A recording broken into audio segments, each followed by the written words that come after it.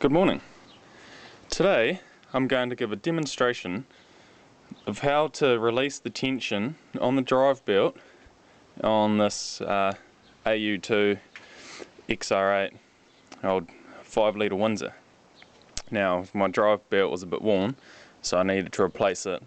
I was happening to replace the power steering pump as well at the same time. But anyway, having to do this before, I thought I'd turn to trusty old Google. How would that set me wrong?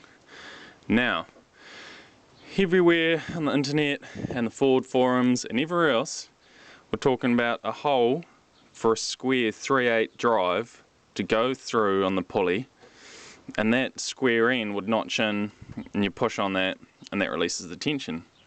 Well, that's obviously true for many models, but on this particular model there's no hole and there's nowhere for a square drive to go, but it's quite easy. The tension's just released if you put a socket and a ratchet, as I have some boogie tools here. It's a 1/2 inch drive ratchet with the 3/8 drive socket, hence the funky little extension, but I quite often use that because it's a nice short extension without having to do quite a long one. Now I'm using a 15mm, it seems to fit quite snugly. There's probably an imperial size you can use, probably 9/16, maybe slightly bigger, something like that. But anyway, for my purposes a 15mm fits quite well. Just put that on the bolt on the end of the pulley of the tensioner pulley. So we've got the alternator at the front left of the engine as I'm looking at it. You go down, there's the tensioner pulley and an idler pulley underneath it, so it's the one in the middle. Put your socket on there.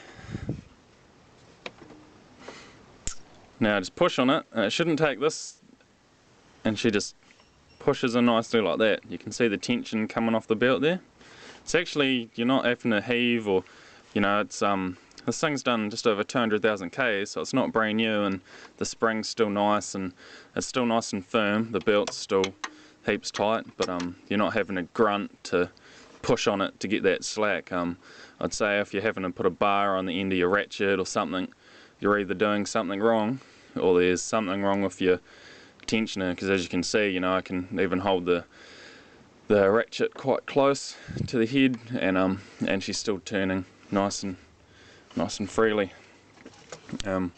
So there we have it. So I found in the last couple of hours, don't trust everything you read on the internet. Sometimes these things are different.